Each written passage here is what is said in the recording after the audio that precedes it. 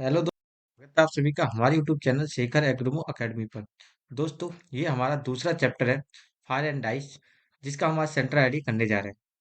Fire and ice ये class 10th का chapter है और सेंट्रल आईडी में आपको पहले ही बता चुका हूँ कि ये कविता का केंद्रीय भाव होता है, जो हम बताने की कोशिश करते हैं कि उस कविता में कवि क्या संदेश देना चाहता है। तो आइए हम इस कविता का सेंट्रल आईडी शुरुआत करते हैं।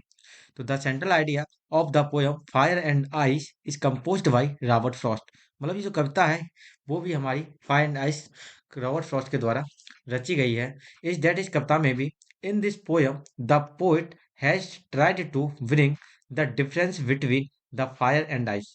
तो मतलब इस कविता में जो कवि है हैज ट्राइड टू कोशिश करता है ब्रिंग लाने की द डिफरेंस, मतलब कि अंतर between the fire and ice. मतलब वो इस कविता में कभी फायर एंड आइस आग और बर्फ में अंतर लाने की कोशिश करता है, which represent two different kinds of people.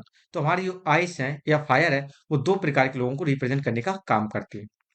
तो इस फायर एंड आइस के माध्यम से वो दो प्रकार के लोगों को बताना चाहता है कि किस तरह के दो प्रकार के लोग इंडिया में या दुनिया में रहते हैं।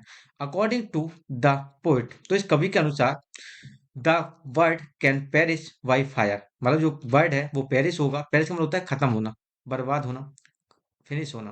तो जो वर्ड है वो फिनिश हो जाएगा बाई फायर, आग के द्वारा, एंड आल्सो बाई आइस, या फिर बर्फ के द्वारा। ठीक है ना। तो thus it can perish twice, तो ये दो बार खत्म होगा। वन बाई फायर, एक बार आग से खत्म होगा, एंड देन बाई आइस, और उसके बाद बर्फ से खत्म होगा। तो द पोएट फील्स, जो कवि है फील्स, उसको महसूस होता है that the ice of hated, मतलब जो आइस है वो नफरत को डिनोट करता है। ठीक है ना। इज एज पावरफुल, ये इतनी ताकतवर है, जो नफरत की ठंडक है वो इतनी पावरफुल है, as the fire of desire, जितनी इच्छा की आग होती है।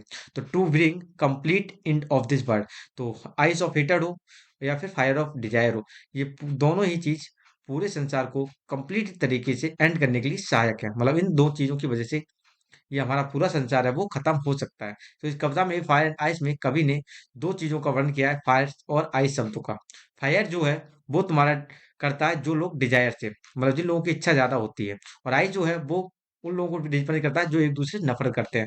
तो एक इच्छा रखने वाले लोग और एक ऐसे व्यक्ति जो नफरत ज्यादा रखते हैं, उन दो लोगों की वजह से इस संसार का एंड हो सकता है।